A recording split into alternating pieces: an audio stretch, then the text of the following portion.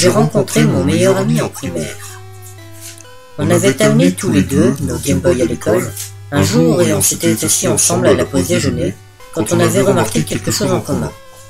J'avais Pokémon bleu avec un Florizard, il avait Pokémon rouge et un Dracofeu. Lui et moi, on combattait quand on pouvait et on est devenus super potes. Les années passèrent, on continuait à jouer à Pokémon, même jusqu'au collège. Par toutes les versions et générations de Pokémon où nous sommes passés, on ne s'en lassait jamais. Alors qu'on allait vers le lycée, nous avions dû partir chacun d'un côté. On n'a pas pu trop se parler après ça. Nos vies étaient occupées par les études. Je ne pensais pas retrouver l'amitié que nous avions eue. Puis, Pokémon, Perle et Diamant sont sortis en 2007, et nous avions retrouvé notre point commun. Quelques semaines après la sortie, nous nous combattions et parlions comme au bon vieux temps, grâce au Wi-Fi. Mon ami m'a dit qu'il prévoyait de rejouer à sa version rouge dans peu. Comme c'était il y a 3 mois après la sortie de Diamant et Perle, on n'a pas pu jouer autant qu'avant. Je lui ai demandé pourquoi il voulait rejouer avec cette cartouche poussiéreuse, et il m'a répondu « Je ne sais pas. Peut-être je trouverai quelque chose que personne n'a encore vu. » Malgré ma non-envie de rejouer bleu avec lui, il joua tout de même sa version rouge. Après avoir commencé son voyage, je ne lui ai plus parlé. 3 semaines plus tard, j'ai reçu un appel de ses parents. Bien qu'il n'ait jamais rien eu de tel de sa vie, il est mort de ce qui paraissait être une crise d'épilepsie intense.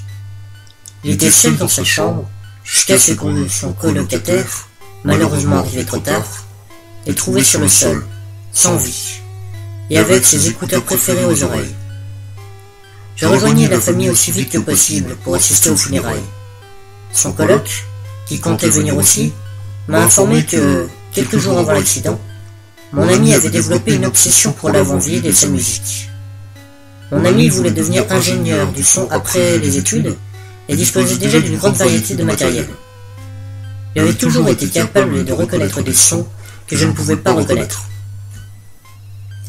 Quand il a redécouvert l'avant-ville, il a ripé l'audio sur son ordi et a commencé des expérimentations. Plus tard, il a réussi à trouver un rip rare de la musique de l'avant-ville provenant de la toute première version distribuée de la version verte, exclusive au Japon. Sans se référer à la version japonaise, il a dit au coloc que les fréquences de la musique sont différentes. Elles se mélangent d'une certaine manière, mais il manque quelque chose. Je crois que quelque chose d'autre devait se mixer avec, mais il n'a pas pu la trouver sur sa Game Boy. Il était limité en bande passante sonore.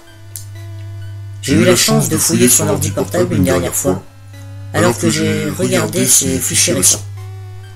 Tout en haut, il y avait un fichier en Wave, lavender.wave. En plus de quelques photos de nous, je les ai copiées sur ma clé USB. Pris par la tristesse de la perte de mon ami, j'ai ignoré le fichier audio jusqu'à quelques semaines avant d'écrire ceci. J'avais récemment dédié plus ou moins de retracer ces derniers instants. Conduit par mon désir de savoir la cause de sa mort, j'ouvris les propriétés du fichier audio, sans ouvrir le fichier pour l'écouter. Dans les métadatas, il avait écrit « Note binaire, j'ai ajouté les fréquences nécessaires, je sais pourquoi l'avant-vie est si triste, et je connais la partie manquante. » Plus étrange, en regardant dans son player audio, par défaut, sans écouter le fichier toujours, il vit le nombre de fois que le fichier a été joué. Une seule fois. J'ai parlé avec un pote qui s'y connaît en audio. Il m'a donné un programme qui analyse l'audio en temps réel et dit que c'est tout ce qu'il pouvait faire. Cette vidéo, c'est l'enregistrement du fichier joué dans ce dit logiciel. À ce jour, je n'ai toujours pas écouté le résultat, car je suis trop émotionnellement torturé par la mort de mon ami, Anthony.